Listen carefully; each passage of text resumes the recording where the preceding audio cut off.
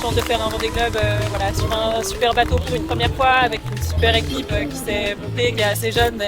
Il y a une super ambiance, et puis avec des partenaires aussi, Teamwork, partenaires historiques, qui est vraiment un sponsor. Voilà, c'est Valérie Régorès, c'est des amis, c'est des proches. Quand on s'envoie des messages, il y a des petits cœurs, des petits smileys partout.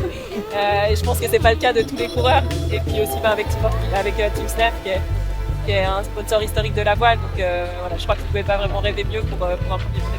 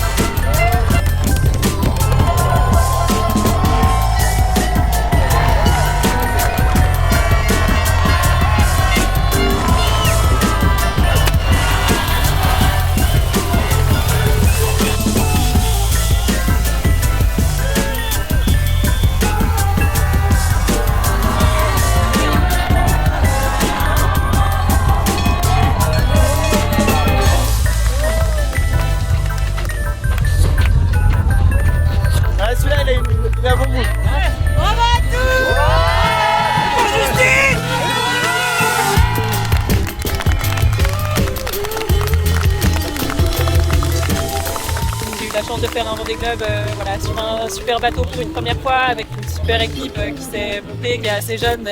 Il y a une super ambiance, et puis avec des partenaires aussi, Teamwork, partenaires historiques, qui est vraiment un sponsor. Voilà, c'est Valérie Régorès, c'est des amis, c'est des proches. Quand on s'envoie des messages, il y a des petits cœurs, des petits smileys partout. Et je pense que c'est pas le cas de tous les coureurs. Et puis aussi avec Teamwork, avec Team Snap, qui est un sponsor historique de la voile. Donc voilà, je crois que vous ne pouvez pas vraiment rêver mieux pour un premier Vendée.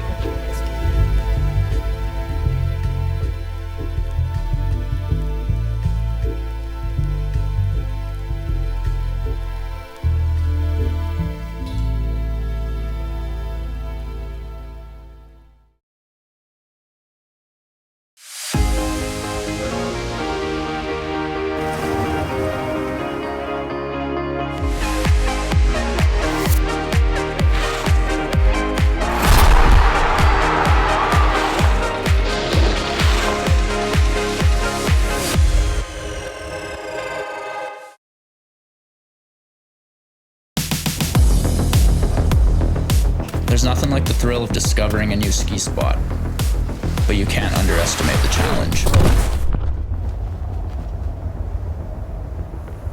Okay, Simon, go left at the beginning, then right. Let's rip it. That's why you need someone by your side who knows the terrain, no matter how experienced you are. That was a good one. Let's do it again? Yeah.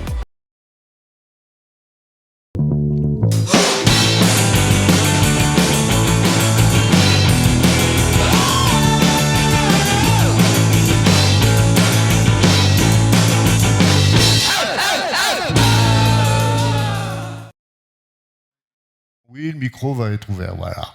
Donc je disais, et je recommence, bonsoir à toutes et à tous et merci d'être là en cette fin de journée, aussi nombreux d'ailleurs, pour cette deuxième journée du Festival du film Mer-Montagne. Alors, vous le savez, ce soir à partir de 20h30, parce que je sais que tout le monde regarde les programmes, voilà, ce soir on sera mer à partir de 20h30. Et puis là, sur la partie 18-20, bah, on est montagne. Alors montagne, effectivement, avec de belles images de la Pierre à Monta. On évoquera cette magnifique course et puis ce sport de ski alpinisme avec Tonis Balbi qui est avec nous, je l'ai vu arriver. Notre grand champion de ski, Vika Kostelic, est là aussi. Alors lui, pour nous parler d'un certain vent de liberté qui souffle sur les montagnes et sous ses skis. Et puis Antonin Schiller arrivera un petit peu plus tard dans la soirée pour nous parler d'un nouveau sport dont il est tombé totalement amoureux, qui a changé sa vie d'ailleurs, et qui s'appelle l'ice cross. Mais la montagne, c'est aussi au bord du littoral, et notamment du littoral français, avec ces fameux piliers de roches qui se dressent tout au long des côtes. Je crois qu'il y en a plus d'une centaine. Daniel Dulac nous le précisera tout à l'heure, puisqu'il a accompli quelques ascensions, je vais dire quelques caresses sur ces piliers qui se dressent comme des phares, comme des amers, comme disent les marins, autant de repères donc sur les côtes. Et je vous disais qu'il y en avait sans doute plus d'une centaine, on ne les voit pas toujours, mais eux savent nous en parler. Ça s'appelle Poésie verticale, donc je vous laisse lire ce que vous voudrez sur ces jolis monuments naturels.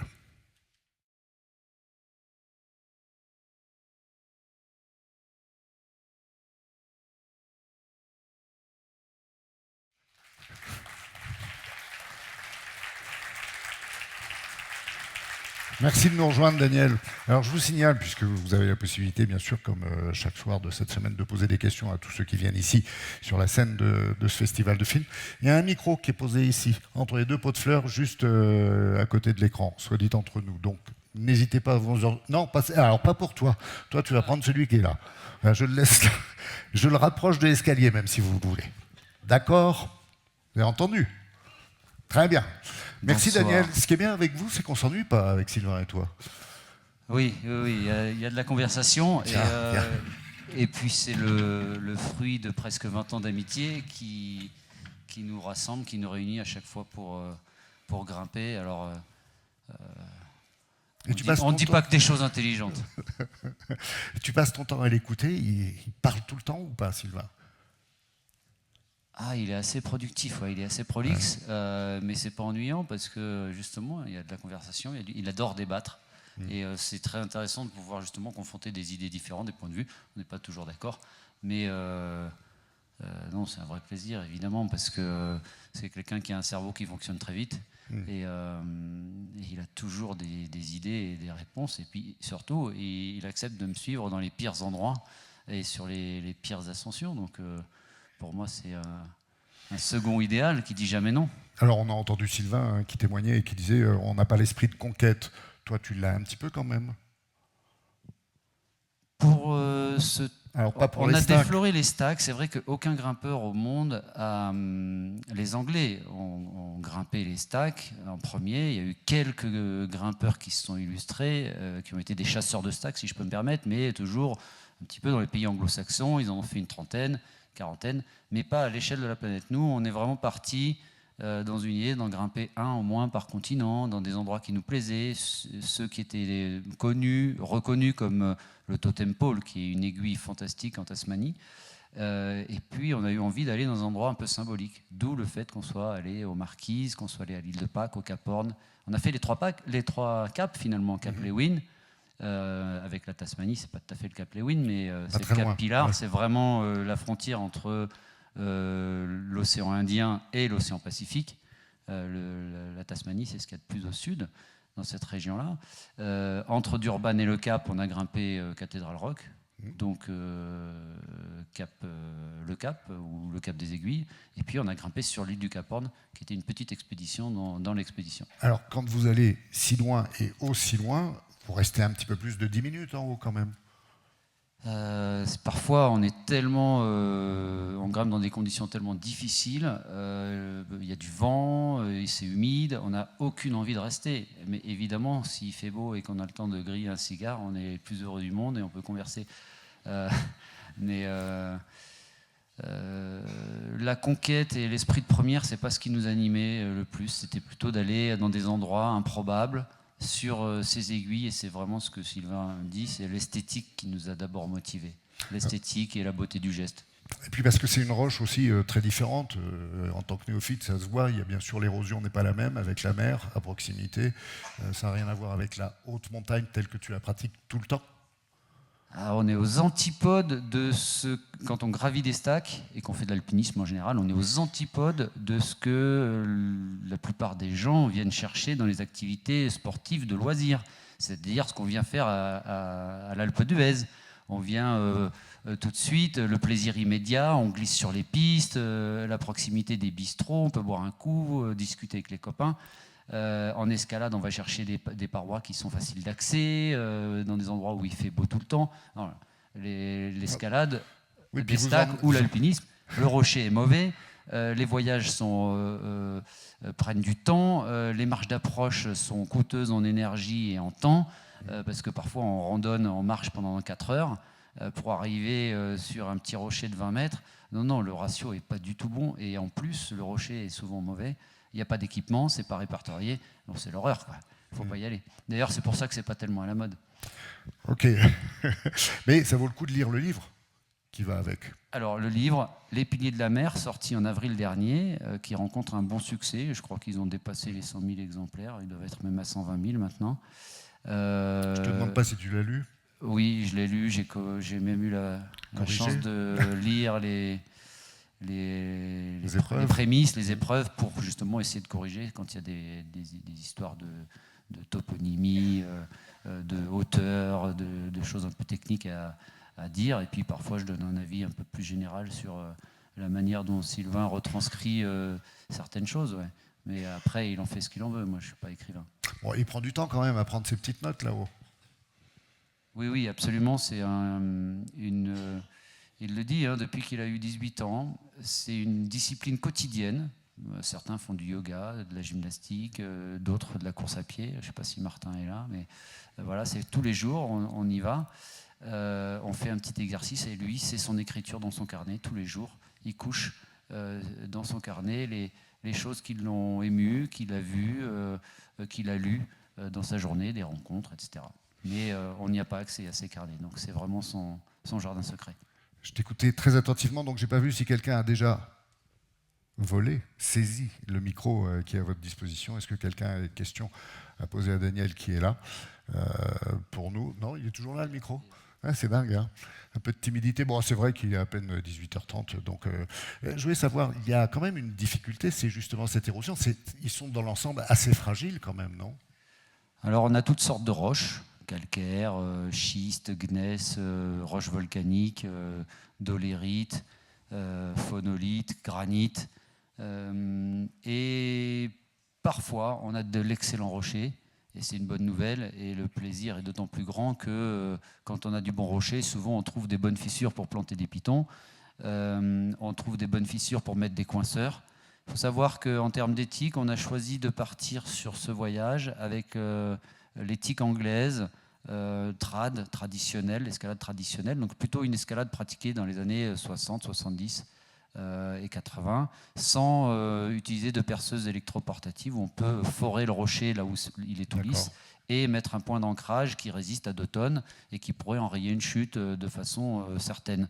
Là, on est toujours sur du matériel qu'on utilise en montagne, d'alpinisme, donc piton, qui est un morceau de métal avec un anneau au bout où on peut mettre un mousqueton qu'on plante dans le rocher. C'est jamais sûr à 100%. Donc c'est léger, mais ça représente un certain danger, mais le danger fait partie de l'aventure, je crois. Et s'il n'y a pas de risque, s'il n'y a pas de difficulté, je crois que le plaisir, sincèrement, je crois que le plaisir est moins grand et les souvenirs moins marqués. Merci de parler du plaisir comme ça. Quelqu'un a une question à poser à Daniel pendant qu'il est là? Attention, parce qu'il a un trophée quand même. Ça s'est bien passé aujourd'hui, au fait?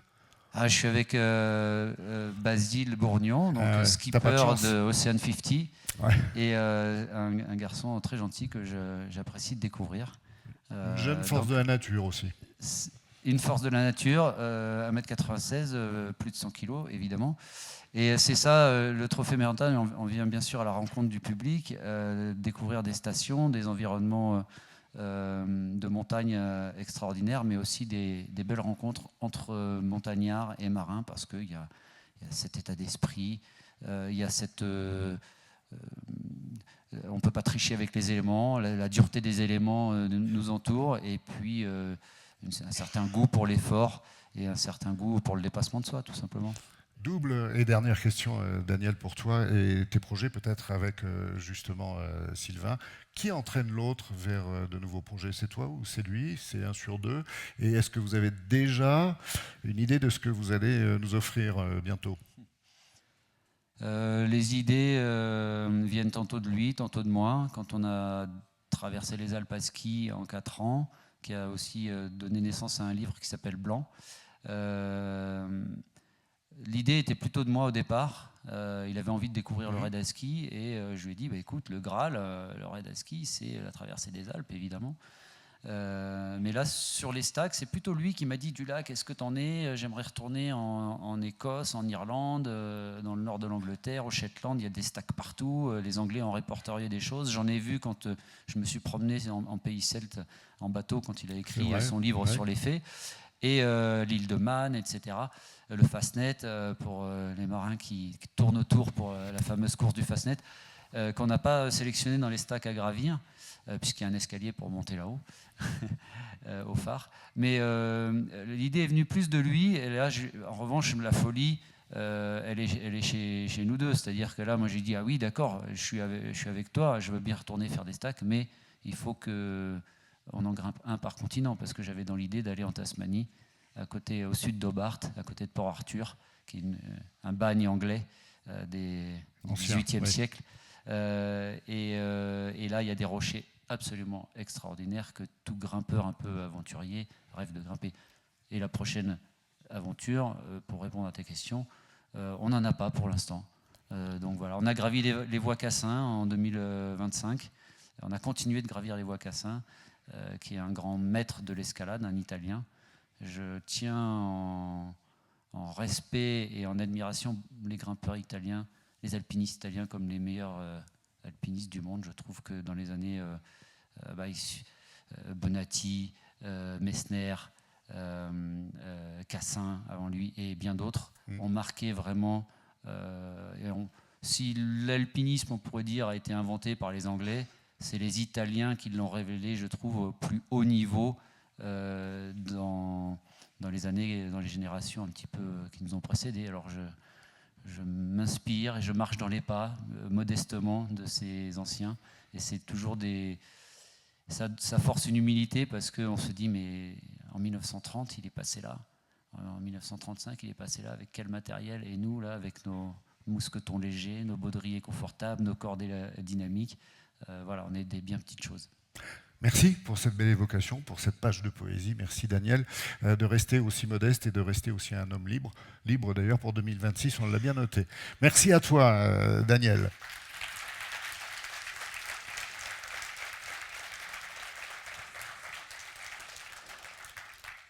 Pierramenta, tout le monde connaît ce nom qui est celui d'un pic rocheux dans le Beaufortin, c'est en Savoie, vous le savez aussi, c'est le nom également d'une très très célèbre course de ski alpinisme qui s'y déroule depuis maintenant, je crois que ça sera 40 ans l'année prochaine, mais bon, j'en connais un, Tony Sbaldi, qui va nous rejoindre après le documentaire qui va suivre, qui nous précisera tout ça, parce qu'il le connaît bien. Lui, vous le connaissez, Tony, sans doute, c'est un guide de haute montagne, de Chamonix bien sûr, qui entraîne maintenant aussi les plus grands sportifs, et qui a été parmi eux. Je crois que tu as été, Tony, double vice-champion du monde d'ailleurs de cette discipline de ski alpinisme.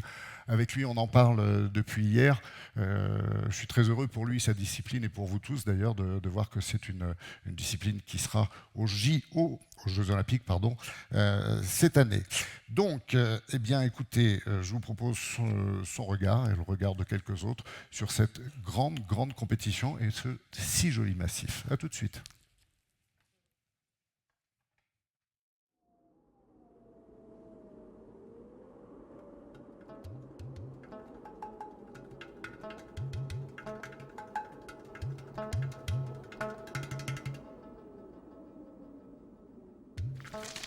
La Pierramenta, c'est l'une des plus belles courses de ski alpinisme du monde, l'une des plus dures aussi. En 4 jours, les coureurs avalent 10 000 mètres de dénivelé positive autour de la station d'Arèche-Beaufort en Savoie. C'est le premier jour, plus de 150 équipes de 2 s'élancent vers le sommet de la grande journée pour 2568 mètres de montée. Le ski alpinisme est un sport très exigeant qui demande beaucoup d'entraînement et une grande force mentale. Fidèles à l'esprit de cordée, les 2 coureurs qui composent chaque équipe s'entraident et se soutiennent mutuellement. Car il faut pouvoir grimper 4 sommets en moins de 3 heures. Le ski alpinisme, c'est d'abord de la montée, beaucoup de montées, peau de phoque sous les skis sur quelques-uns des plus beaux paysages du Beaufortin.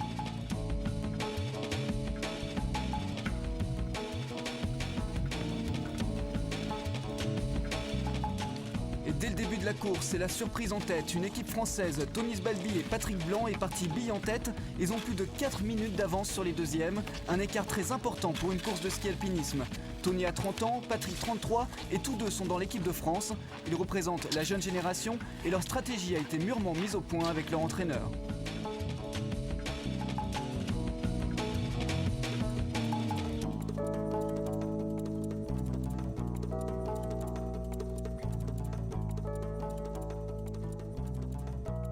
Ils ont attaqué le premier jour comme la course d'un jour. Mais ça, c'était prévu à l'avance. On en avait discuté déjà depuis longtemps. Le jeu, c'était ça. On court la Pyramenta comme une course d'un jour et comme une course de 2 heures. En se disant, bah, si on tient, on est à fond. Donc, et si on tient, on tient. Et si on explose, on explose. Mais on ne part pas en calculant.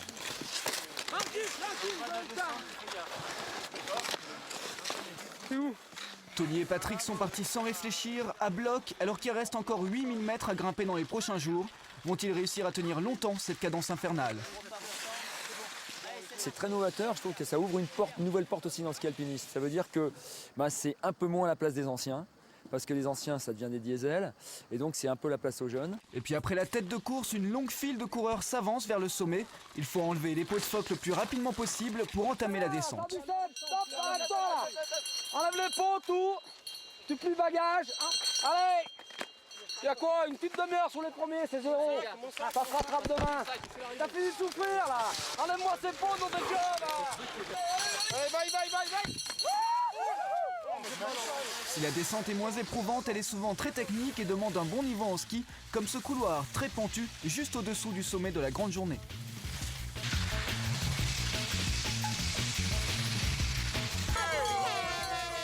Ce matin sera donc une grande journée pour Tony Sbalby et Patrick Blanc qui terminent premiers. Cette année, c'est vrai qu'on a essayé de jouer autrement, et puis ça a tenu jusqu'à la ligne d'arrivée. Hein. Maintenant, il reste encore 3 jours derrière nous, en espérant que ça tienne encore.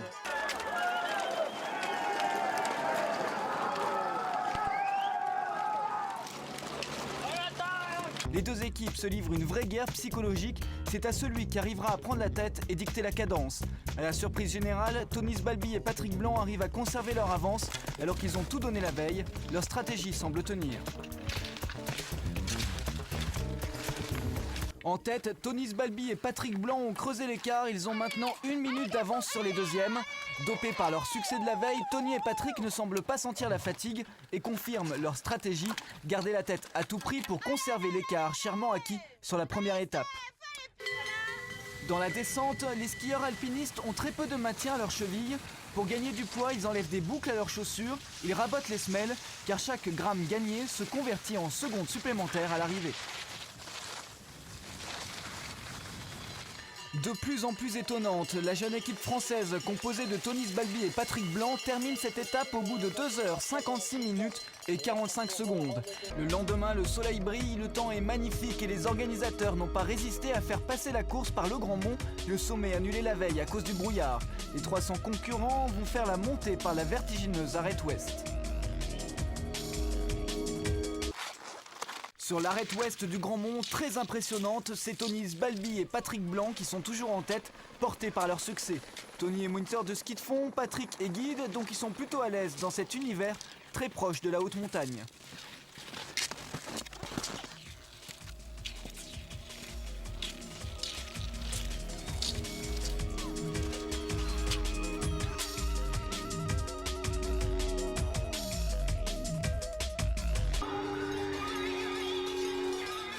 Tony Sbalby et Patrick Blanc terminent cette 18e Pyramenta sur la plus haute marche du podium. On s'aperçoit que c'est de plus en plus saignant les courses, de plus en plus tonique. Il faut partir très rapidement comme si on partait pour 1 kilomètre et puis voir si ça tient jusqu'au bout pour pouvoir réussir la course.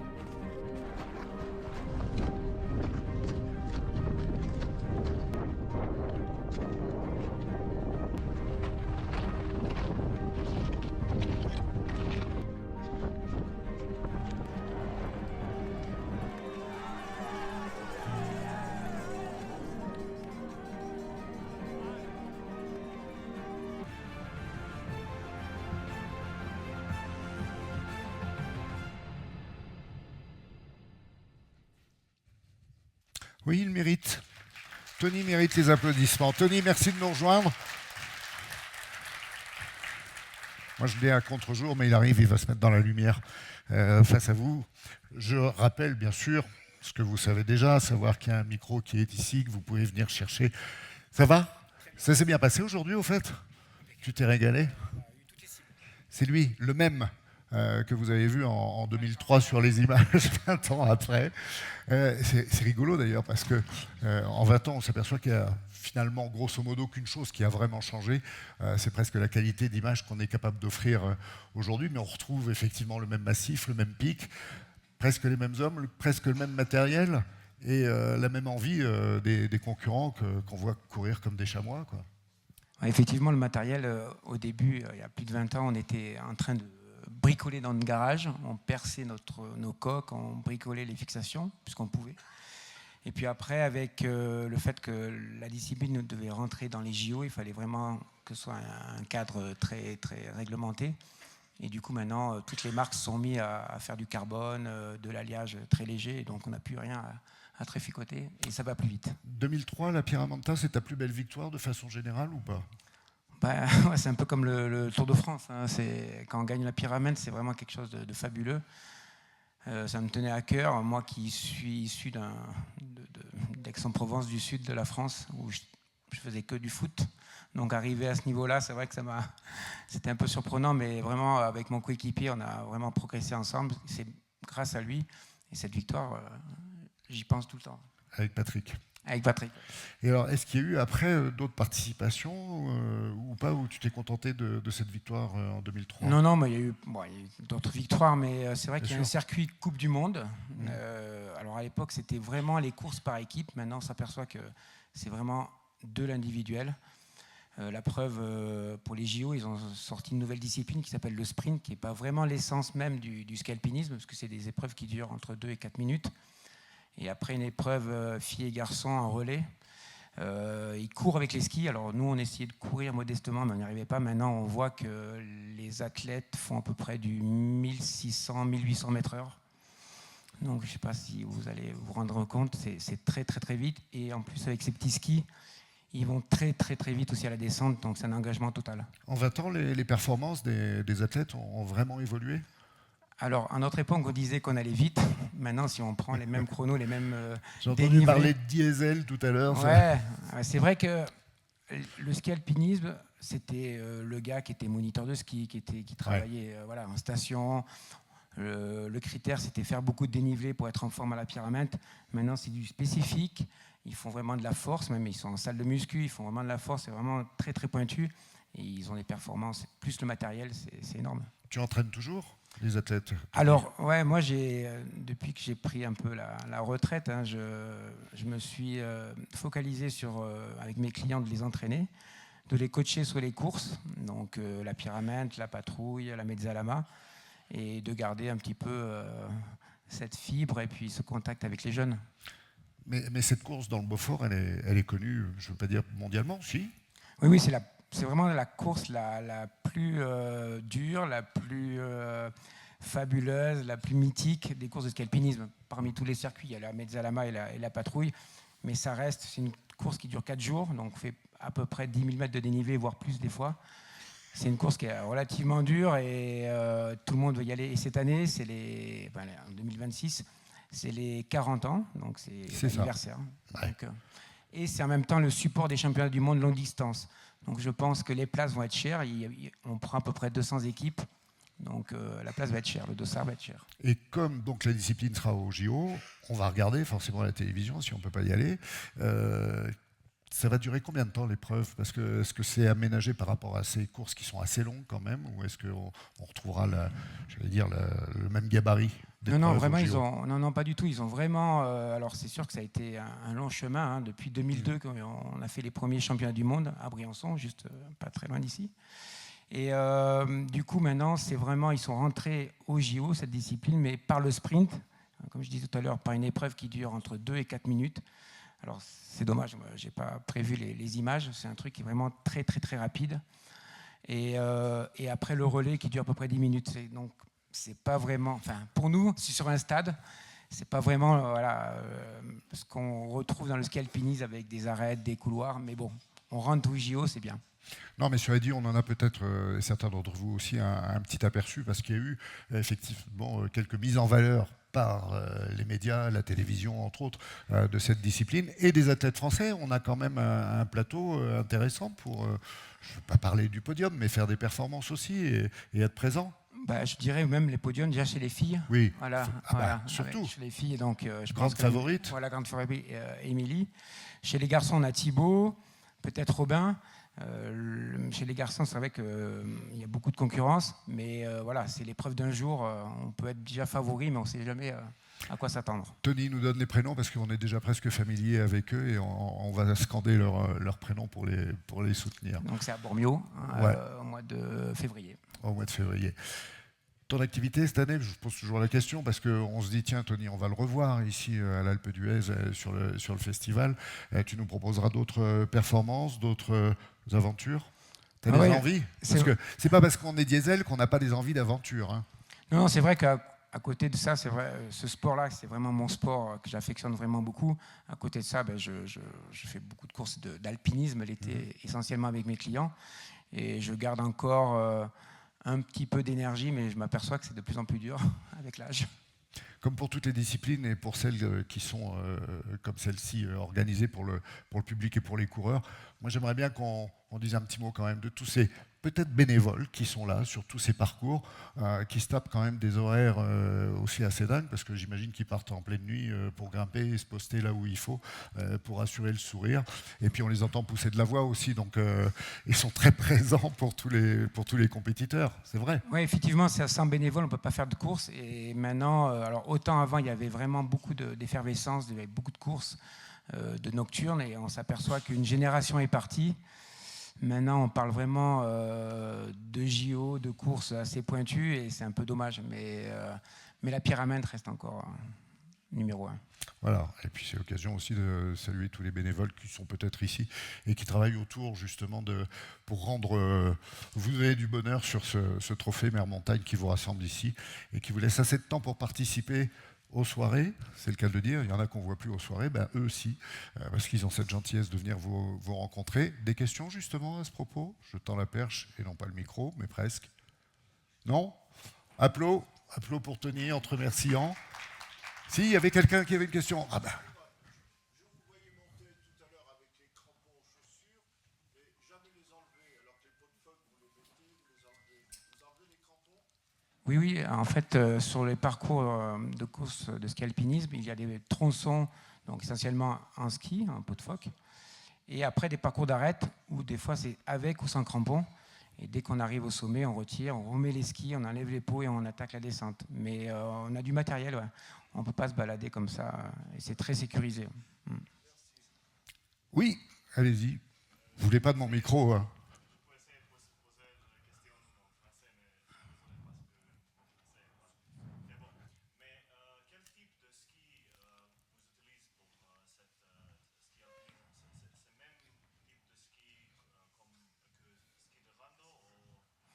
Alors, ski de rando, quel genre de ski? Pratiquement les mêmes. Ceci étant, c'est qu'au niveau du patin, la largeur du ski, c'est entre 65 et 66 mm.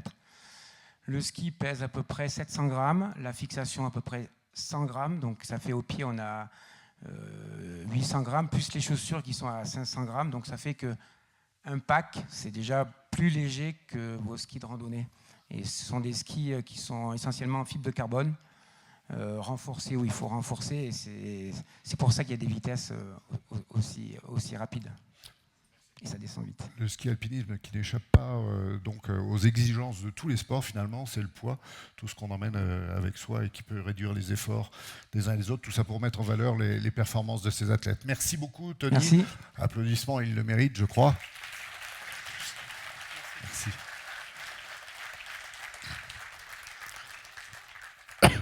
Pardon. Freedom. Même si, comme moi, vous êtes une quiche en anglais, vous connaissez la signification et la valeur, bien sûr, du mot liberté. Alors ce soir, ce sont des skieurs qui vont écrire son nom, Liberté. Une belle équipe de spécialistes réunis pour notre plus grand plaisir par l'immense champion qui participe au trophée Mer Montagne et qui est avec nous ce soir. Je parle de notre ami croate Ivica Kostelic. Alors partage en images et en musique.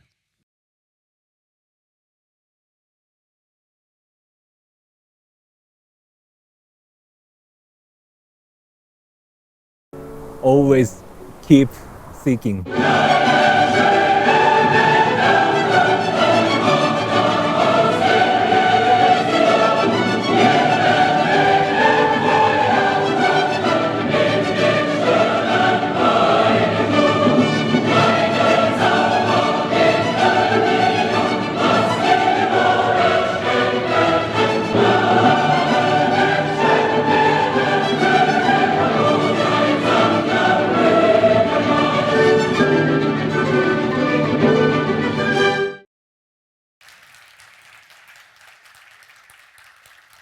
C'est étonnant, hein, c'est touchant comme un certain crédit musical peut provoquer cette espèce de frisson qui est bien logique à tous, surtout quand vous les avez entendus et compris, allemands et japonais, vous parlent de liberté, d'abolition des frontières finalement, et des contraintes pour le corps, pour l'esprit, pour le cœur, disent-ils, et place à l'audace.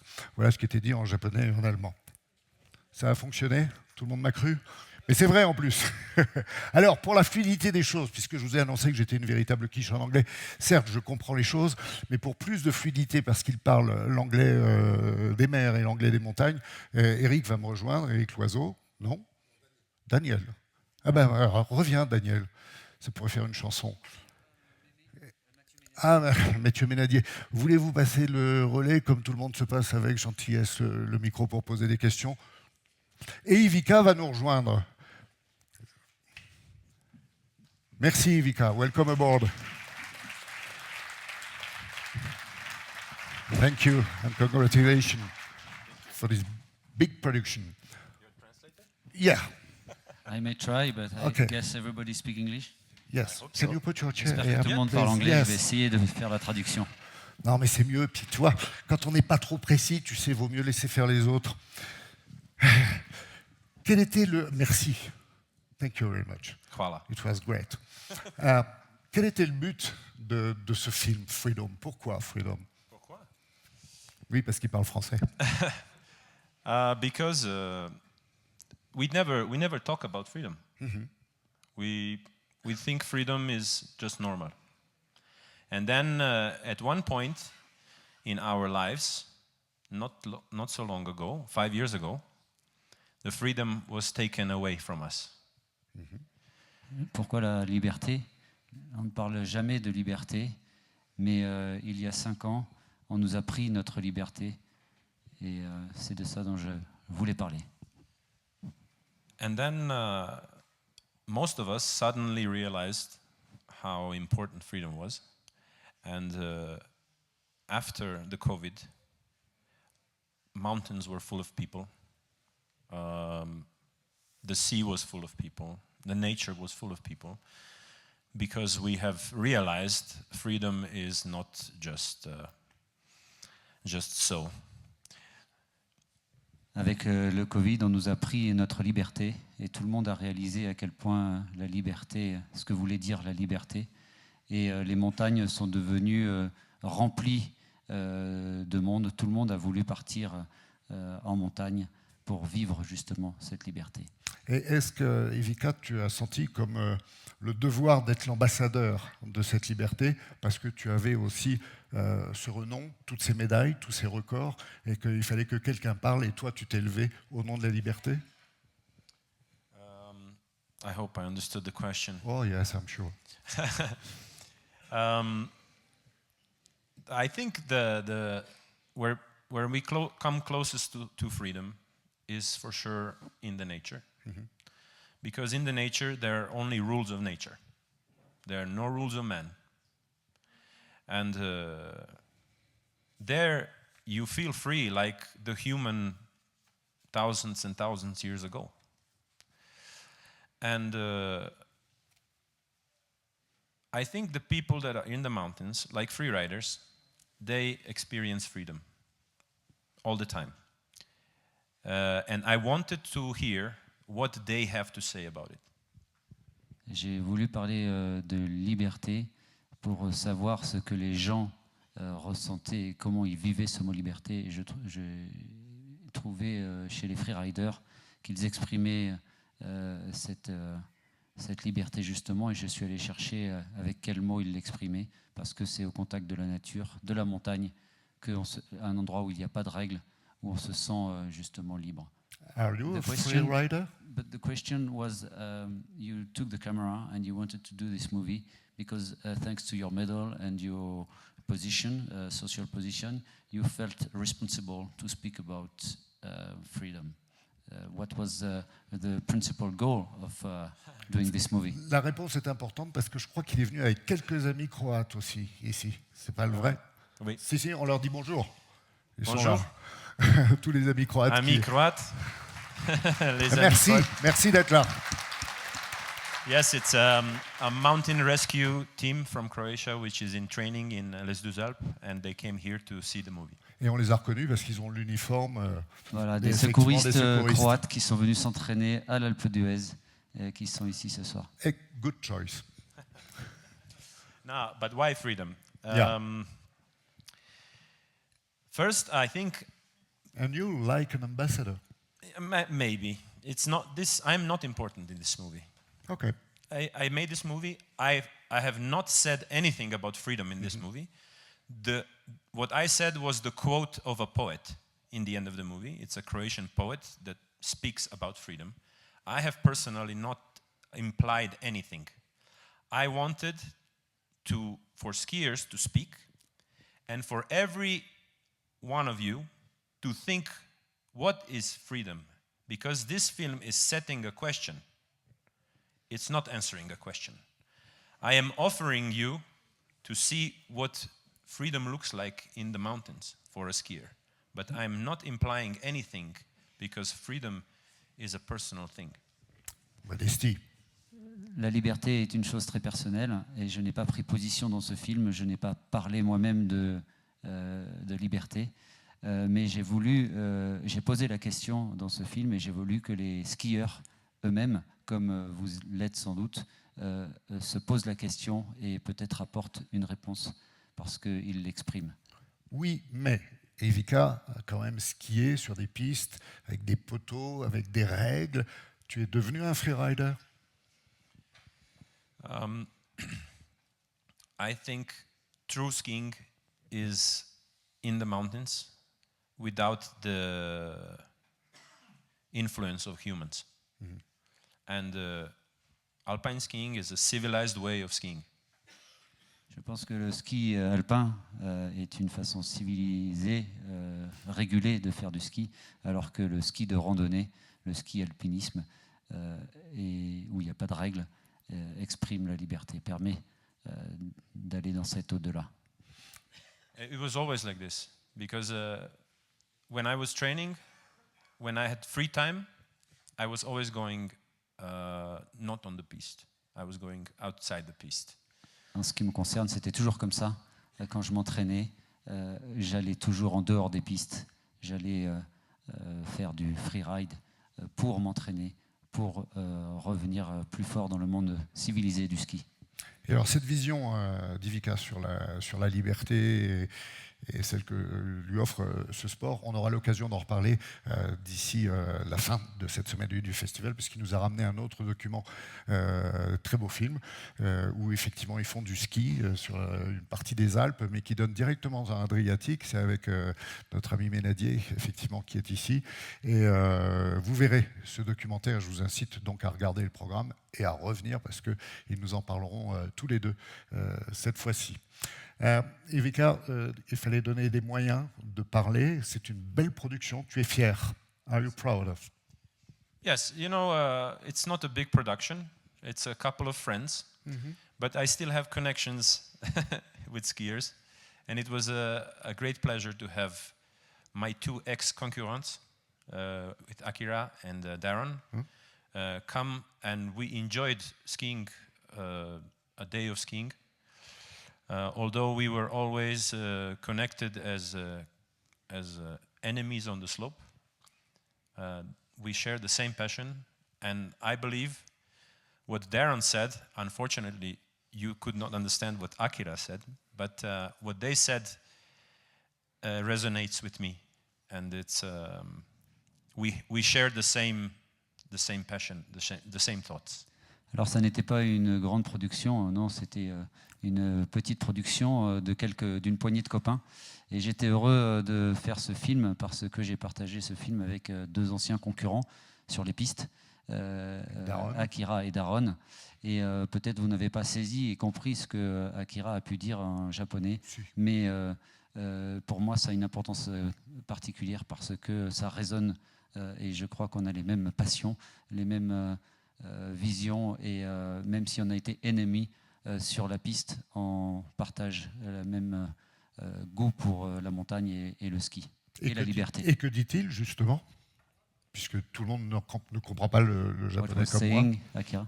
But I'm going to I'm sorry, I thought the film was going to be with English subs, but pas grave. It was very important to hear many cultures speak about freedom in their own language. But it was very interesting that all of the guys, the American, the French, the German, the Swede, and the Austrian, they all tried to explain what is freedom. Only the Japanese guy said, I don't know.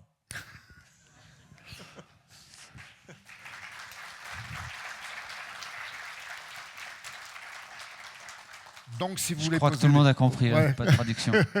Si vous voulez poser des questions en japonais, alors faites le plus fort. Et sinon, vous avez toujours le micro ici. Des questions pour Evika? Oui, il y en a plein.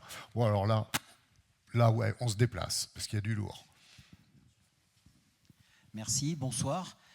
Moi, ça fait au moins une quinzaine d'années que je suis tous les films de ce genre de ski, que ce soit Les Nuits de la Glisse, Les Montagnes et Sciences, Les Montagnes en Seine, etc., etc.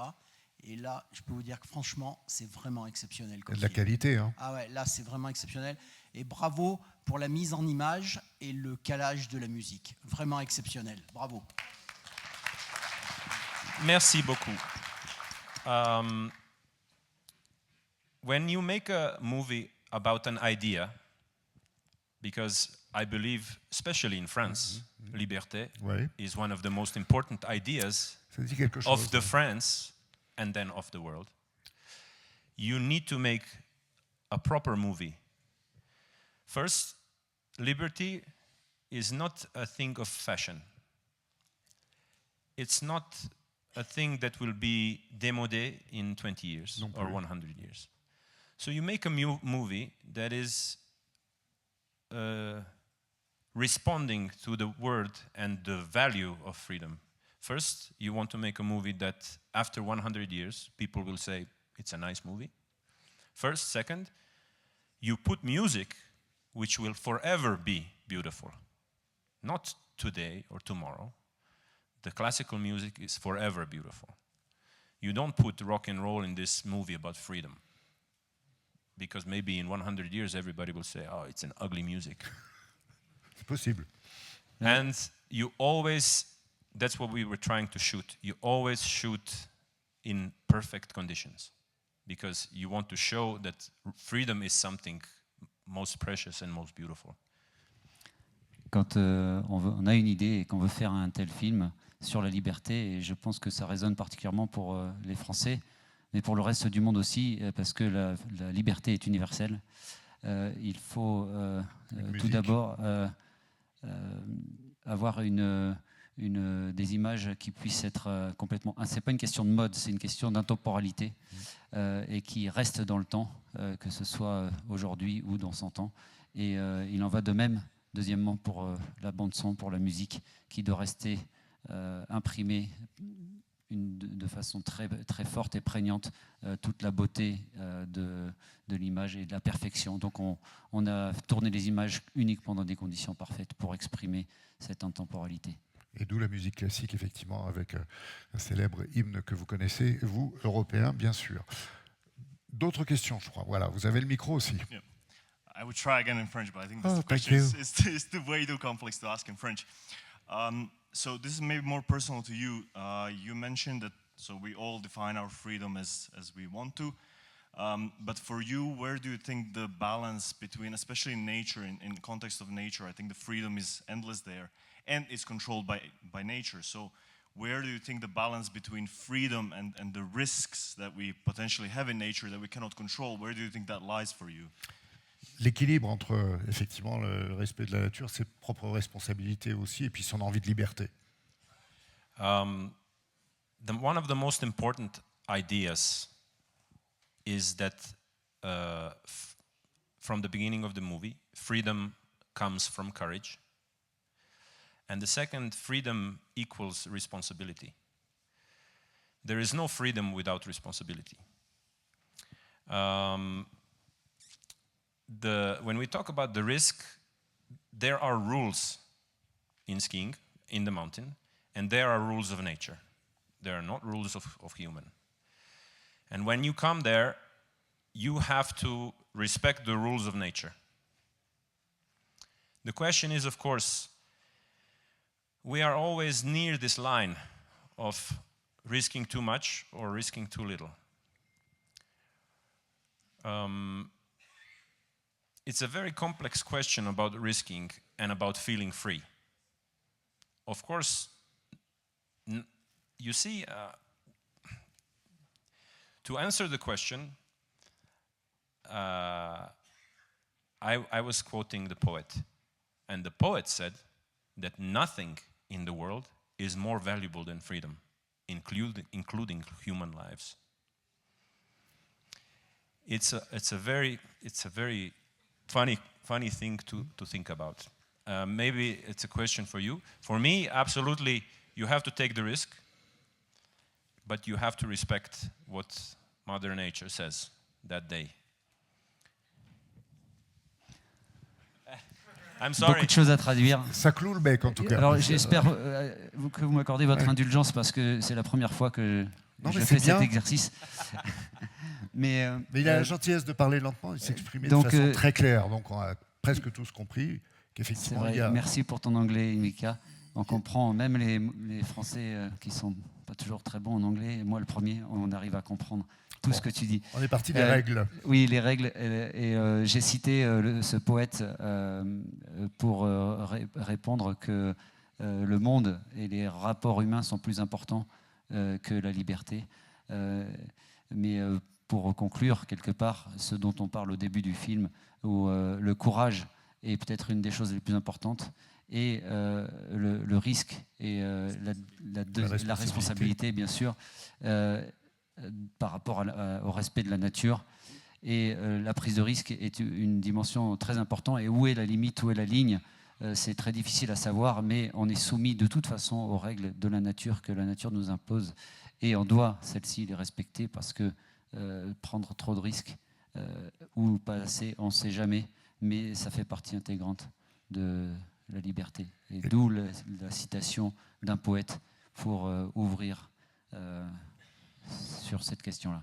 Et histoire de rappeler que le festival du film Mer-Montagne est quand même l'enfant de ce trophée Mer-Montagne, je voulais dire que le respect de ces règles-là, justement, c'est ce qui vous réunit tous ici, que vous soyez alpin, montagnard ou marin, skipper et tous sportifs de haut niveau. Aujourd'hui, les choses ont bien changé. Merci d'en être. Autre question ? Oui ? C'est Hubert ? Oui, Hubert, Lemonnier.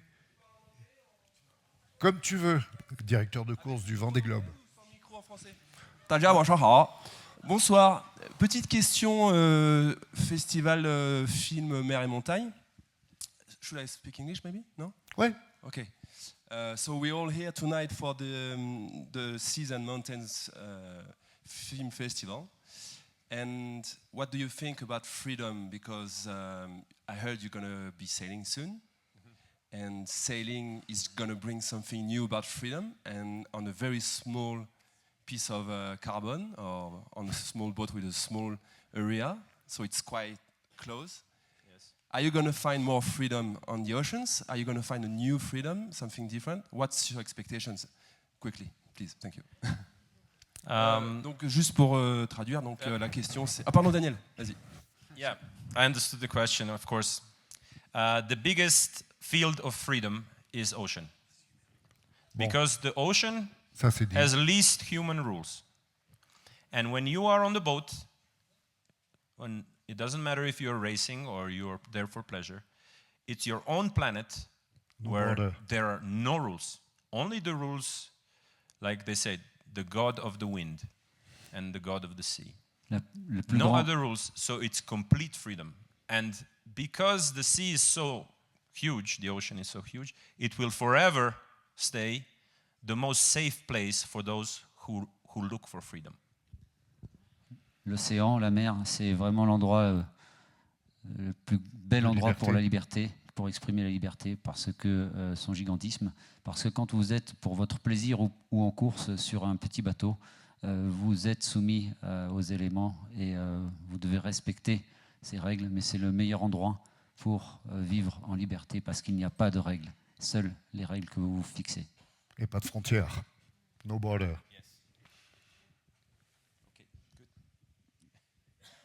Je surveille l'horizon humain, que je respecte bien sûr, tout autant que la nature. Quelqu'un a-t-il pris le micro en main? Oui? Non? 3, 2, 1. Applaudissements. Merci, merci. Merci à toi, merci beaucoup Ivica. Merci à toi Daniel d'avoir assuré avec autant de simplicité, de gentillesse et de justesse ce grand moment. Allez, on va parler encore montagne, mais alors d'une autre façon. On va parler vitesse quand même. Oui, parce que pour finir ce 18-20, on reste dans la thématique montagne avec le témoignage d'un passionné de glisse et de vitesse, Antonin Schiberge. Alors, il y avait marqué sur les programmes, Schiberge, souvent c'est Schiberge, j'ai vérifié, parce qu'Antonin, je ne le connaissais pas, j'ai découvert grâce à des multiples minutes d'images qu'il nous a envoyées, on en a sélectionné quelques-unes, puisque on est un petit peu contraint par le temps. Antonin qui, un jour, a décidé de changer de parcours, de trajet, pour vivre pleinement et professionnellement cette passion, qui est cette nouvelle discipline que vous allez peut-être découvrir ou que d'autres connaissent. En tous les cas, il y a de la vitesse, il y a de la sensation. Vous parlerez peut-être de résilience, je ne sais pas, de patience, de courage, de détermination. Vous ajouterez les mots que vous voudrez après l'évocation de ce tournant dans la vie d'Antonin. À vous de jouer.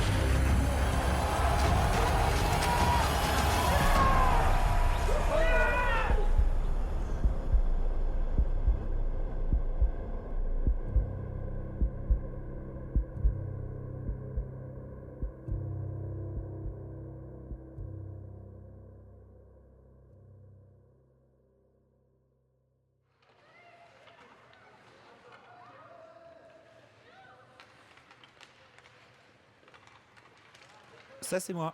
Je m'appelle Antonin et vous inquiétez pas, je suis juste en train de parfaire ma moustache pendant que les petits hockeyeurs de Megève s'entraînent. D'ailleurs, c'est ici que tout a commencé pour moi.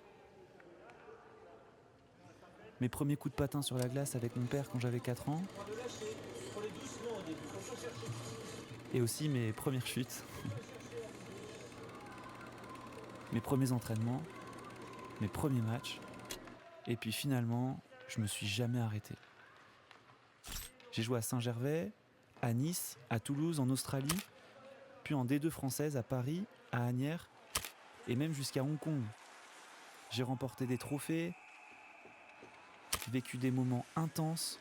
Au total, c'est plus de 20 ans de ma vie que j'ai consacré au hockey sur glace. Et ce qui est fou, c'est que je suis même pas sûr d'avoir été réellement épanoui dans ce sport.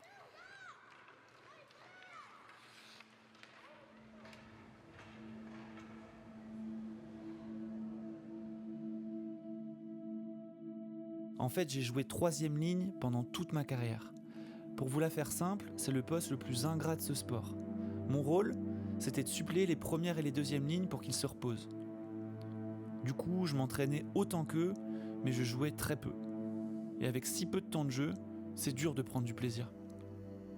J'ai continué à jouer jusqu'en 2022, et à ce moment-là, côté professionnel, j'occupais des postes clés dans les plus grosses multinationales financières du monde. J'avais une vie stable, un très bon salaire, mais ma vie sonnait quand même creux. Je m'ennuyais et j'ai commencé à consommer de la drogue de manière festive jusqu'à devenir addict. Je me consumais lentement, sans voir le danger, jusqu'à ce que je fasse un délire paranoïaque qui a failli me coûter la vie en décembre 2021. C'est là que j'ai compris que fallait que je reprenne le contrôle. Quelques semaines plus tard, un pote me fait découvrir le ice cross à la télé. Je me dis que je devrais peut-être essayer. Alors je fais mes premières courses, et puis en fait je me sens revivre. Donc je décide d'y aller à fond. Quitte à me consumer, autant brûler pour quelque chose qui en vaille vraiment la peine. À quoi bon vivre, pourquoi rester là? J'ai tout arrêté, alors laissez-moi grandir. Trouver mon but, me repentir. Garde le cœur dans le nez. La vitesse, la glisse, la sensation de liberté. Je me suis redécouvert dans ce sport. L'impression de reprendre le contrôle sur ma vie, sur qui je suis. Et comme j'aime pas trop faire les choses à moitié, je me suis donné les chances de réussir. J'ai arrêté le hockey, quitté mon job pour me consacrer au ice cross à 100%. Aujourd'hui, je vis à Combloux, en Haute-Savoie. Ok, bah là on est sur une livraison de la marque Kern. Et grâce à l'aide de mes partenaires et sponsors, j'ai monté une structure autour de moi qui m'aide à performer. D'abord, il y a Seb, mon préparateur physique. Il fait de mon corps une machine de guerre.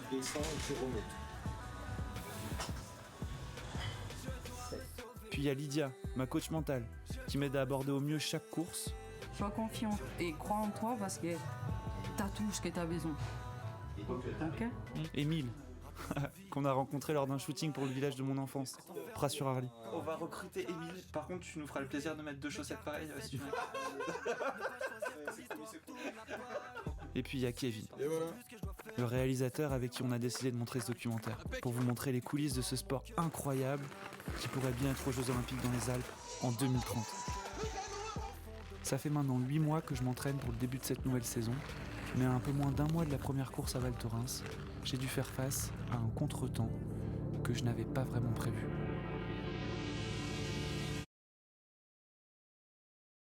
Yo, donc là on est à l'hôpital aux urgences de Salanches.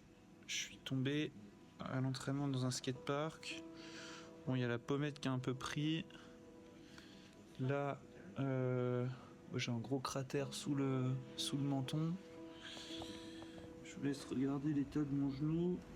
Donc là, par rapport à l'autre, en fait j'ai overshooté une table et j'ai atterri sur du plat. Les genoux et la tête la première. Ça fait mal.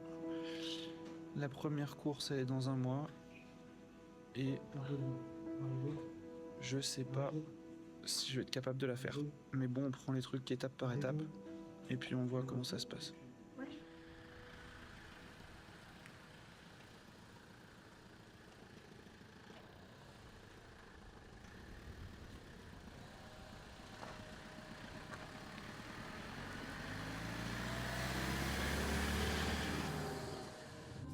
J'ai eu un trauma crânien avec une perte de connaissance.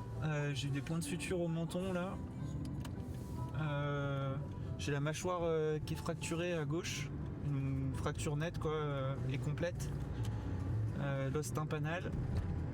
Et j'ai eu des contusions au genou, mais sans rupture de ligament, sans ménisque ou quoi. J'ai juste une grosse contusion là qui m'emmerde.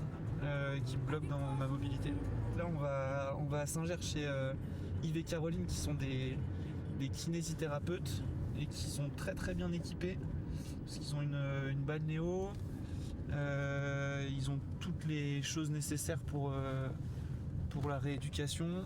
Et donc moi ça m'apporte beaucoup là pour soigner mon genou.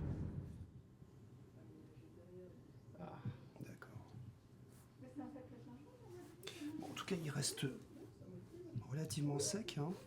Ça, tu vois, ça me gêne pas. Ça te gêne pas, hein? Non. Ça, oui, par contre. C'est là.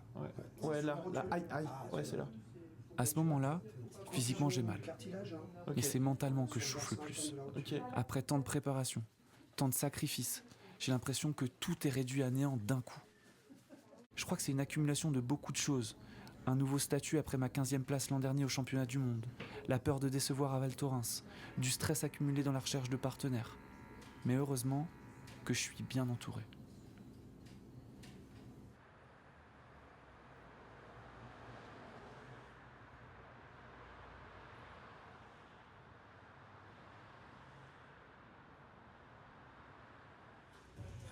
« 15 jours avant la course à Valto, il est temps de faire le point avec Seb.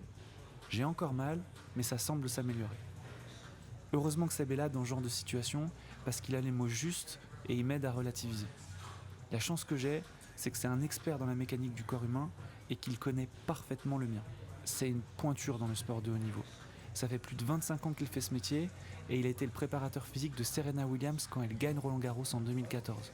Et maintenant, il s'occupe de Grigor Dimitrov et aussi de moi. Ce qui m'a plu dans son discours, c'est qu'il était ambitieux. Mais par contre, il m'a donné ses objectifs et son challenge. Et il m'a dit, voilà, je veux être dans les meilleurs du monde du ice cross. Et en fait, c'est cette notion de challenge et il a su, consciemment ou inconsciemment, je ne sais pas, mais en tout cas, il a su appuyer au bon endroit et bien me motiver et me challenger parce que je cherche à m'ouvrir aussi au maximum et à apporter dans d'autres activités que ma discipline de prédilection, le tennis. Et aussi, il y a l'être humain, il y a le personnage où j'ai vu un gars extrêmement motivé, je dirais même déterminé dans sa pratique. Et ça m'a plu parce qu'on était sur la même longueur d'onde. On a construit une relation humainement très forte, avec une grande confiance l'un pour l'autre qui va bien au-delà du sport. Lui et moi, on pourrait partir en guerre ensemble, et c'est d'ailleurs notre état d'esprit quand on s'entraîne. C'est déjà mieux que ce que c'était il y a 10 jours évidemment, mais après il faut laisser aussi, faut aider avec tous les process qu'on peut imaginer de tout ce qui est médical, kiné et ainsi de suite. Maintenant il y a toute une phase qu'on ne peut pas maîtriser, les délais vraiment de cicatrisation où l'œdème va se résorber. Et après c'est des adaptations, c'est ce qui fait la qualité aussi de tous ces sportifs de haut niveau, c'est qu'à un moment donné, il y a un imprévu qui arrive, il y a une gestion d'incertitude et à partir de là, c'est de l'adaptation permanente, c'était pas prévu, c'était pas dans le plan, on va s'adapter, on va trouver des solutions pour arriver quand même à obtenir le meilleur possible en termes de performance avec les moyens du bord. Ce que j'aimerais bien aussi, c'est que tu te remettes les patins. Que quand, à voir avec Lydia, mais quand tu fais les visualisations, tu sois en patin et que quand tu fais la proprio, tu fasses les patins et les pads. Ouais. Que tu remets les chaussures, tu refais le lacet, tes pieds ils se habituent. Enfin, c'est pas qu'ils se. En fait, il ne faut pas qu'ils se déshabituent. Pour l'instant, tu n'es pas déshabitué, mais par contre, il ne faut pas que cette situation elle dure trop longtemps. Donc je pense qu'à un moment donné, tu remets les patins, tu resserres tes lacets, tu refais de la proprio sur 2 jambes. Tu vois, même ça, tu vois, au départ, viens là, après tu viens un peu là, tu bascules là, et tu veux, t'es en patin, t'es serré, la cheville, enfin tu vois, il faut. J'étais dans l'incertitude en arrivant, mais Seb a su me rebooster et je sens que mon corps réagit bien. C'est bon signe, mais on s'enflamme pas et on va continuer à avancer step by step. Donc on a, et j'aimerais que ce soit toi qui me dises, on a le rameur en explo, on a l'assault bike en explo, donc 2, le TRX 3 et le développé couché 4.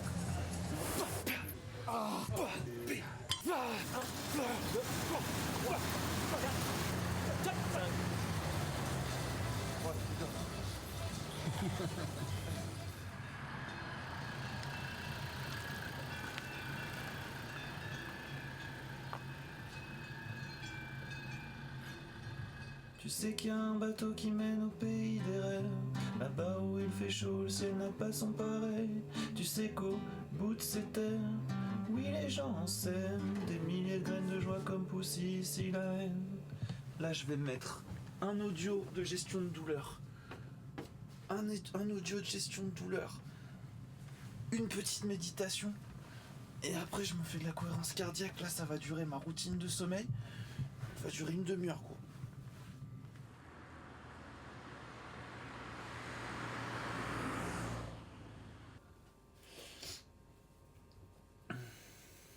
Ça va pour un mec de 34 ans, hein? Non? T'en penses quoi? Je vais choper des meufs? Non, moi il m'en faut qu'une. Ah ouais? Une, ça suffit maintenant. C'est déjà assez complexe à gérer pour moi comme ça. Je pense que je pourrais concilier une vie de couple avec une vie de ice crosser, ouais. Avec la bonne personne, bien sûr, qui comprend le projet, qui a aussi un projet, tu vois. Et puis, voilà quoi, il faut la bonne personne, mec. Ouais. Donc là pour le moment... C'est pas le projet quoi.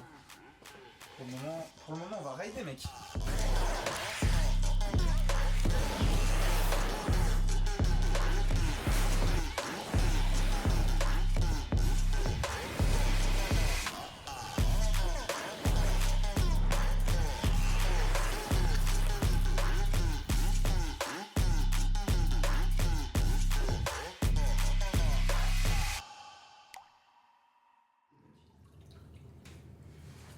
Bon, Seb m'avait demandé de rechausser les patins, et cette session au pump track de Combloux m'a fait du bien. La douleur s'estompe, les sensations reviennent, mais je suis toujours limité en amplitude. En fait, je peux vraiment pas bien plier mon genou. Donc je poursuis les efforts, et à moins d'une semaine de la course à Valto, je me sens apte. Pas à 100%, mais je ferai avec les moyens du bord le jour J, et pour moi c'est ça qui compte. Toujours donner le meilleur de moi-même. En plus, ça va être un moment très spécial.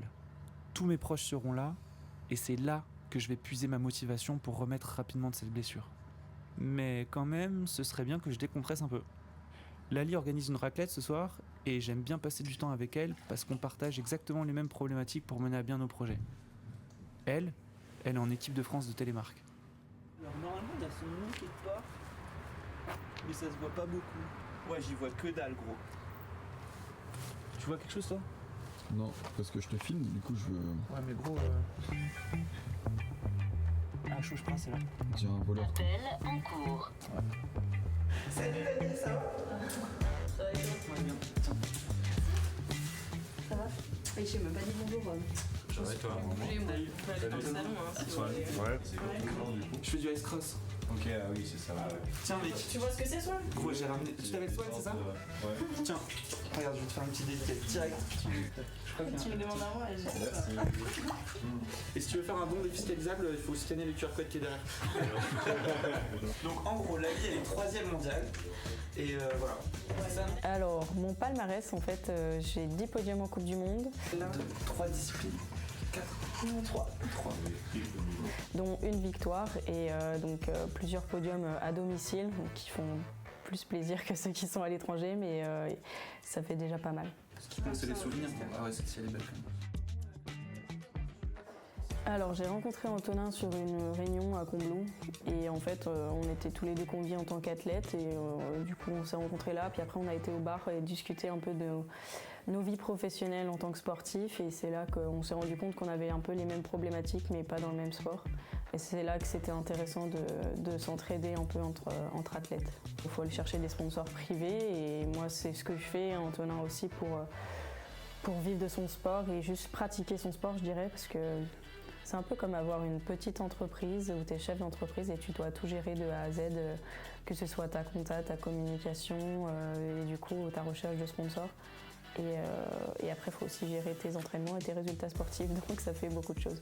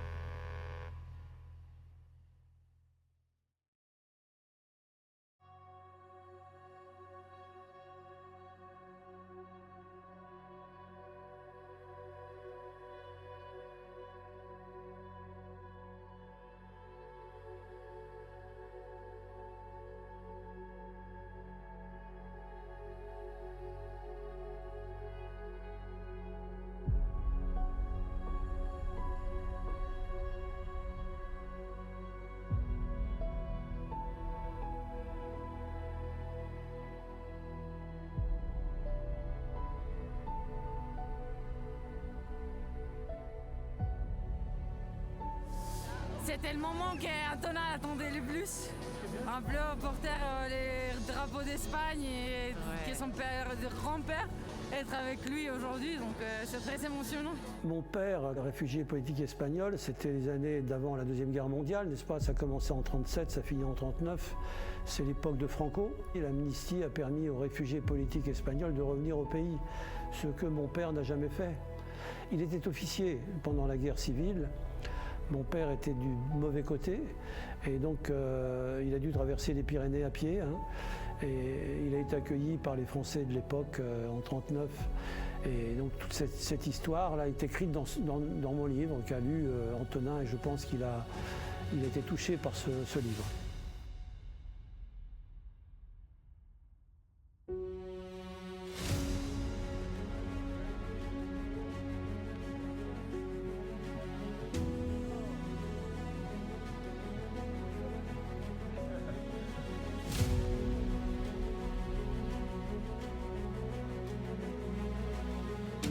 Là, je pense à mon papy, je pense à mon père, je pense à l'histoire de la France avec l'Espagne.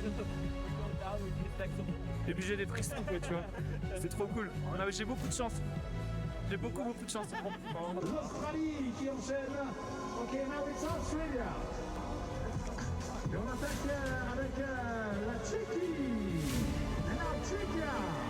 Super moment d'échange. C'est aussi ça le point. Place maintenant à l'Espagne. Spin.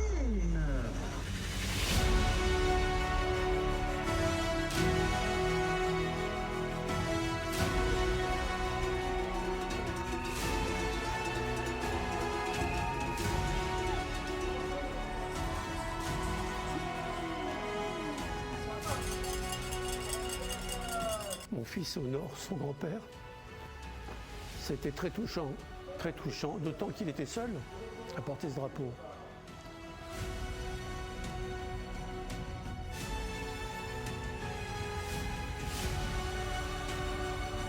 On y va, on s'est préparé 8 mois pour ça.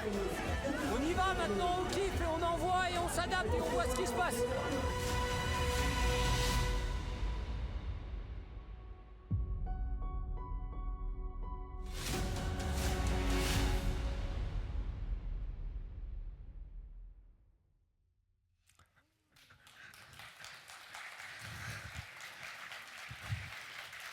Et encore, vous n'avez pas tout vu. Moi, j'ai vu la suite. Antonin, merci de nous rejoindre. Antonin est avec nous, il était sur la route tout à l'heure pendant les premiers films. Et moi, je dois vous dire que très personnellement, Antonin, tu le sais, je suis fier et tout ému de le rencontrer parce que, figurez-vous que je suis un fan de hockey sur glace depuis une quarantaine d'années, je le sais, ça ne se voit pas. Et je connais son nom et ses équipes, celles que tu as représentées. C'était si dur que ça d'être sur la troisième ligne. Je connais cette souffrance. Hein? Oui, bien sûr. Viens là. Hop, un grand sportif mérite un peu de confort. Ah mais oui, ça marche. Mais très très bien. N'appuie plus sur aucun bouton. Oui, il y avait une véritable souffrance d'être sur la troisième ligne, c'est-à-dire d'être sur le banc la plupart du temps et d'attendre de briller aussi un peu, puis de s'exprimer pleinement. Ouais, je pense que quand je le vivais, je me rendais pas forcément compte que je souffrais, mais il a fallu un élément déclencheur pour me rendre compte et en fait prendre conscience que j'étais pas heureux, quoi. Dit-il en souriant. Et c'était le hockey, mais aussi, on l'a compris, un petit peu la vie trépidante du monde du business, des affaires dans lequel tu étais embarqué. En fait, tu n'avais pas fait le choix, quoi, de cette vie. Exactement. En fait, j'ai été bon à l'école quand j'étais petit. Et puis, je me suis retrouvé à être bon en économie, bon en business, bon en finance. J'ai fait le master en finance de Dauphine. Après, je suis parti... je travaillais dans les plus grosses multinationales financières comme BlackRock, pour ceux qui connaissent, Amundi, Société Générale. Et en fait, c'était une accumulation de différents spectres de ma vie dans lesquels j'étais malheureux. Donc j'étais malheureux au boulot, j'étais malheureux au hockey, puis j'en arrivais même à être malheureux dans ma vie de couple. Et donc, alors je ne sais pas quel était le déclencheur de tout ce malheur, mais en fait, à un moment donné, j'ai fait ce délire paranoïaque à cause de la drogue. La drogue, c'est pas bien. Non, j'ai entendu personne dire mais si. T'inquiète pas. Non, mais après, on s'en rend pas forcément compte aussi. Ouais. Enfin, même, c'est ce que tu dis avec beaucoup de simplicité, et merci, et bravo. Ouais. Alors, on s'en rend pas compte. Voilà, moi, j'ai pas d'enfant encore ou quoi, mais souvent quand on fume juste des pétards, par exemple, on se dit ouais, c'est rien et tout, mais ça fait quand même, ça fait des dégâts au cerveau, quoi. Moi, j'ai eu de la chance parce que t'as été limite à un moment donné. Ouais, en fait, un délire paranoïaque, pour ceux qui connaissent pas, qu'est-ce que c'est ? C'est en gros, on est dans un état de conscience, mais aussi on est complètement inconscient. Moi, c'était un soir où donc j'avais trop fumé, j'avais pris trop de cocaïne. Je croyais que mon père il était mort. Je croyais que j'allais me faire cambrioler. Et j'ai appelé ma sœur qui était au Canada en lui disant papa il est mort. Okay. Elle m'a dit bah non, je lui ai parlé il y a 5 minutes. Donc là ce que tu vas faire c'est que tu vas aller voir le premier voisin. Et en attendant elle a appelé les pompiers. Et j'ai fait 2 semaines dans un hôpital psychiatrique parce qu'il fallait me tester. Il fallait tester mon cerveau, voir si les séquelles n'étaient pas irréversibles. Et il se trouve que non, j'ai eu beaucoup de chance, on m'expliquait que si je continuais à prendre de la drogue, ça allait se reproduire potentiellement. T'as tout de suite compris. Et là j'ai compris, ouais, j'ai bien compris. Parce qu'en fait, il y a des gens qui ont un terrain pour faire des délires paranoïaques qui peut arriver dans un moment de leur vie où ils ont beaucoup de stress, la mort d'un proche ou un accident. Moi, j'avais cette chance de ne pas avoir ce terrain. Par contre, ça a été déclenché par la drogue. Donc, on m'a expliqué ça. Et puis j'ai compris. Donc, j'ai arrêté. Et donc, grâce à l'Ice Cross, tu t'es retrouvé, tu sais qui tu es, au point d'être le meilleur français et de porter un drapeau espagnol. On est d'accord ? Ouais. En fait, explique-nous tout ça. En fait, c'est un sport qui est naissant, qui a été créé par Red Bull il y a une vingtaine d'années. Red Bull est sorti du sport il y a 8 ans, donc il y a une fédération internationale qui s'est lancée et des fédérations nationales qui se sont créées. En France, le sport il est régi par la Fédération française des sports de glace. Il y a le patinage artistique, la danse sur glace et le hockey. Et, le hockey, c'est une fédération à part. À part. Ouais, mais il y a patinage artistique. Séparés. Exactement. Ouais. C'était vieux. Et du coup, moi, je suis arrivé sans vouloir me faire trop de copains, mais avec ma détermination et puis le fait que je suis quand même quelqu'un de très compétitif, donc j'étais pas là pour me faire des copains, alors que l'ambiance était plutôt festive et un peu comme le ski freestyle au début, quoi, quand ça a commencé. Moi, j'aime bien les affinités, mais qui sont construites par des choses profondes. Et donc je me suis pas forcément bien entendu avec les gens se sont pas bien entendus avec moi plutôt parce que moi j'avais pas trop de problèmes, mais parce que j'étais dans ma bulle, quoi. T'étais plus parano mais quand même un peu méfiant. Plutôt c'était les autres qui étaient méfiants avec moi. D'accord. Ouais. Attention, ça c'est de la paranoïa, ça, non? Je sais pas trop, mais en fait j'essayais de me développer en tant qu'athlète et je sentais qu'il y avait des limites. Et donc du coup j'ai préféré aller dans une structure qui était plus agile parce qu'en fait il n'y a pas de fédération en Espagne, donc ça nous a permis de créer une association ici en France aussi, mais bon, je suis franco-espagnol et je développe quand même le sport en France parce que là donc Et c'est pour ça que j'ai pas pu participer au trophée auquel j'étais invité et auquel j'ai dit que je pouvais pas venir il y a 2 jours. C'est qu'on construit une piste de glace à Pras-sur-Arly, qui sera la première piste d'entraînement de ice cross en France, et on accueille une compétition internationale les 24 et 25 janvier. Donc si vous voulez venir, c'est gratuit. Et vous verrez des hommes et des femmes descendre une piste de glace à 70 km. Alors, pour ceux qui ne connaissent pas, effectivement, c'est assez spectaculaire. On a vu quelques images de Val Thorens aussi, où s'est tenue la compétition, qui était ta première compétition internationale de facto. À Valto, moi en fait, ça faisait déjà 3 ans que j'en faisais. Ouais. J'ai fait 2 ans avec la Fédé française et c'était la première compétition avec le drapeau de l'Espagne.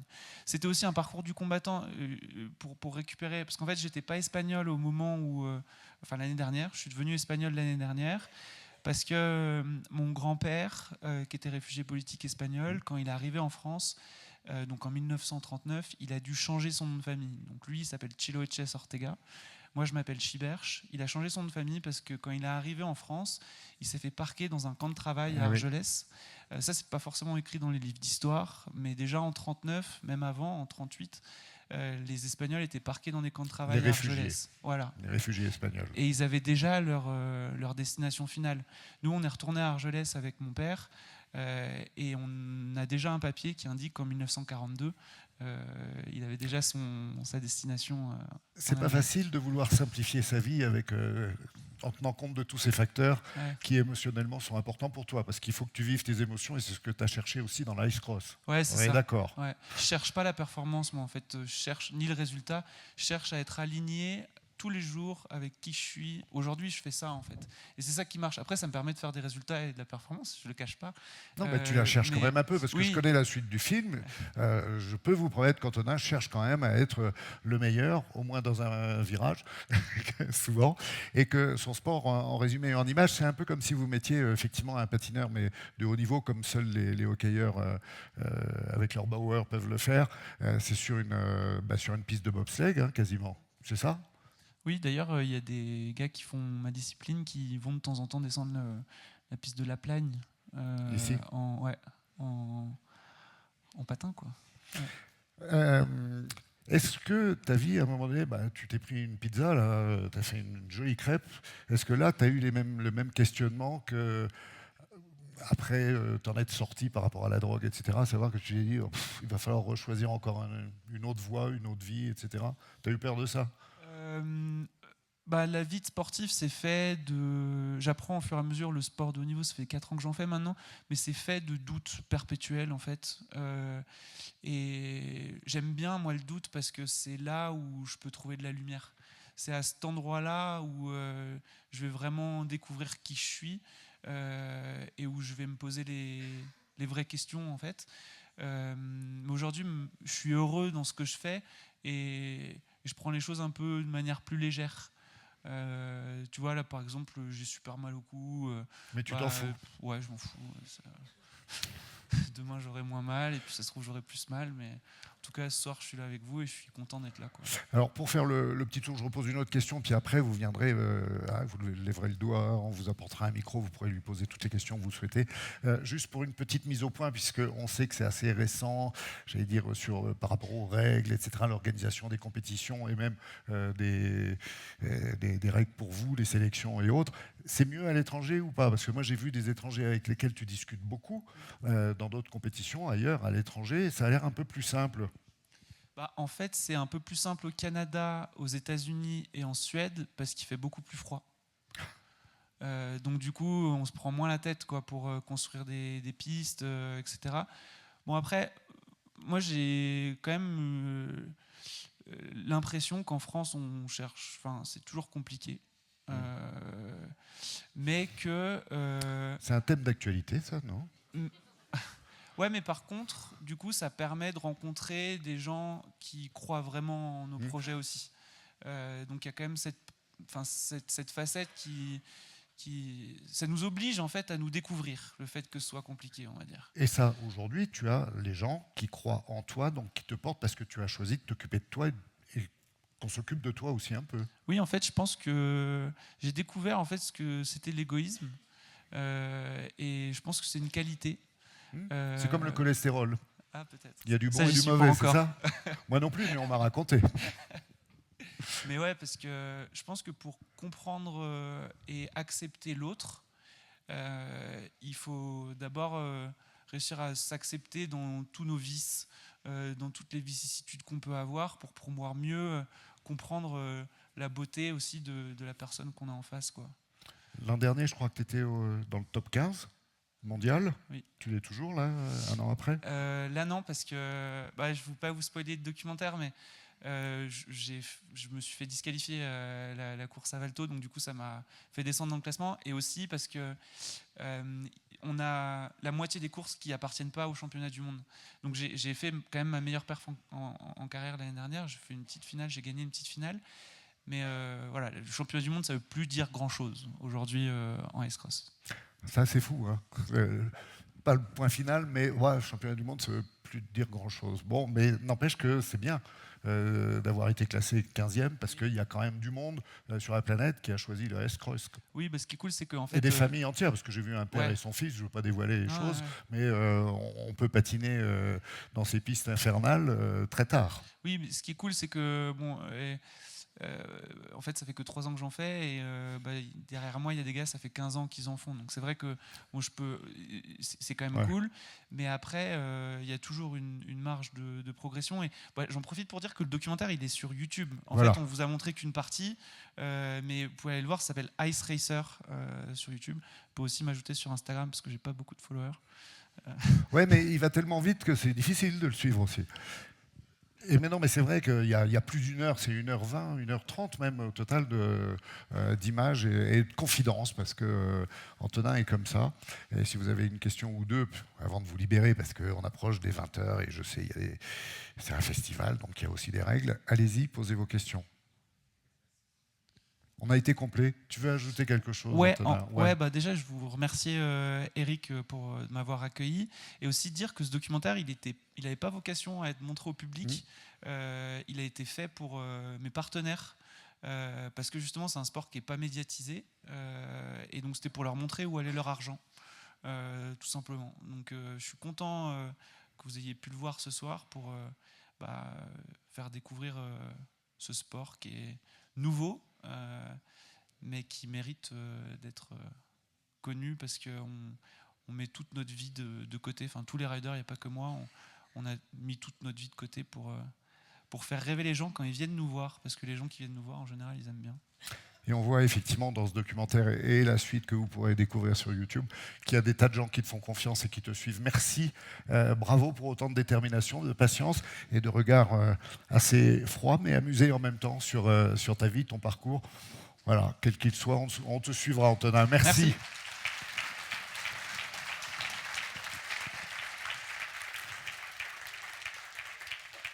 Je vais vous faire juste une confidence et après je vous lâche.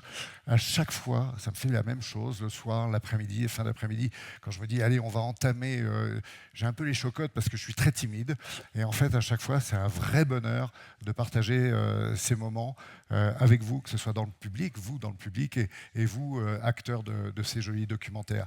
La soirée n'est pas finie, on se retrouve à 20h30 si vous voulez, et on parlera de mer, de Vendée Globe.